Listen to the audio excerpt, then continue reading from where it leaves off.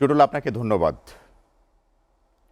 অযত্ন আর অবহেলায় ঝুঁকিপূর্ণ হয়ে উঠেছে নোয়াখালীর 3টি স্টেডিয়াম। গ্যালারির ছাদের প্লেনশিট বাতাসে উড়ে যাওয়ায় ইলেকট্রনিক্স যন্ত্রপাতি ও বসার আসন নষ্ট হয়ে গেছে। এছাড়া ভিআইপি লাউঞ্জের এসি, লিফট, গ্যালারির চেয়ার, বড় পর্দা, প্রেস বক্স সহ অন্যান্য দামি জিনিসও নষ্ট হওয়ার পথে। গেল এক যুগেরও বেশি সময় ধরে উন্নয়নের ছোঁয়া না লাগায় এই অবস্থা।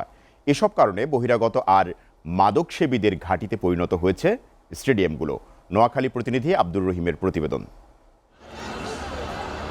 কয়েক বছর আগেও এই স্টেডিয়ামগুলোতে বিভিন্ন লিগ ও ঘরোয়া খেলা অনুষ্ঠিত হতো। তবে গত কয়েক বছর কর্তৃপক্ষের উদাসীনতায় স্টেডিয়ামগুলো বেহাল দশা হয়েছে। এর সুযোগ নিয়েছে বহিরাগত আর মাদকসেবীরা। স্টেডিয়ামের গ্যালারির ছাদে প্লেন সিট বাতাসে উড়ে যাওয়ায় ইলেকট্রনিক্স যন্ত্রপাতি, বসার আসন নষ্ট হয়ে গেছে। বাদ যায়নি স্টেডিয়ামের ভিআইপি লাউঞ্জের এসি, লিফট, গ্যালারি চেয়ার, বড় পর্দা ও প্রেস বক্স সহ অন্যান্য দামি জিনিসগুলো। খেলোয়াড়রা জানান, স্টেডিয়ামগুলোতে একসময় নিয়মিত প্রথম, দ্বিতীয় বিভাগের ফুটবল, ক্রিকেট ও প্রিমিয়ার লিগ ক্রিকেট খেলা হতো, কিন্তু এখন সেসব পরিণত হয়েছে অতীত স্মৃতিতে। টুর্নামেন্ট আয়োজন বাদ দিয়ে স্টেডিয়ামে নিয়ন্ত্রণ ধরে রাখতে ব্যস্ত এখানকার প্রভাবশালীরা। আমাদের খেলার পর্যাপ্ত ইনস্ট্রুমেন্ট নেই, আর ইনস্ট্রুমেন্টের দরকার। মাঠে আমরা প্র্যাকটিস করতে পারতেছি না, যে অবস্থা মাঠের এখানে প্লেয়াররা খেলতে গেলে ইনজুরি হয়। একটা স্টেডিয়ামে তো প্লেয়ারদের ছাড়া বাইরের প্লেয়ার অ্যালাউ না। আমাদের স্টেডিয়ামে শুধু প্লেয়ার ছাড়া বাইরের প্লেয়ারও খেলে।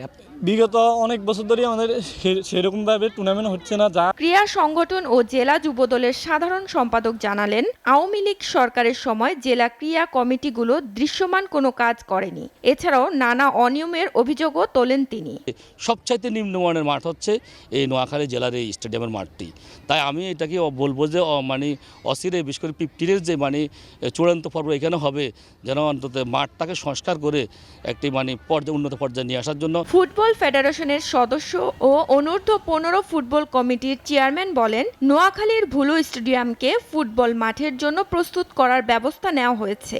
অন্য দুটি স্টেডিয়ামকে ক্রিকেট খেলার জন্য প্রস্তুত করা হবে। অবকাঠামো সংস্কার সহ অন্যান্য সমস্যা সমাধানে দ্রুত পদক্ষেপ নেওয়ার কথা জানান তিনি। আরও ফুটবলের জন্য আমরা মাঠ চাবো, ইনশাল্লাহ আমরা জাতীয় ক্রীড়া নিয়ন্ত্রণ পরিষদ আশা করি আমাদেরকে যে মাঠগুলো দিব আমরা সেইগুলো সংস্কার করব। এসিটিভি নিউজ ডেস্ক।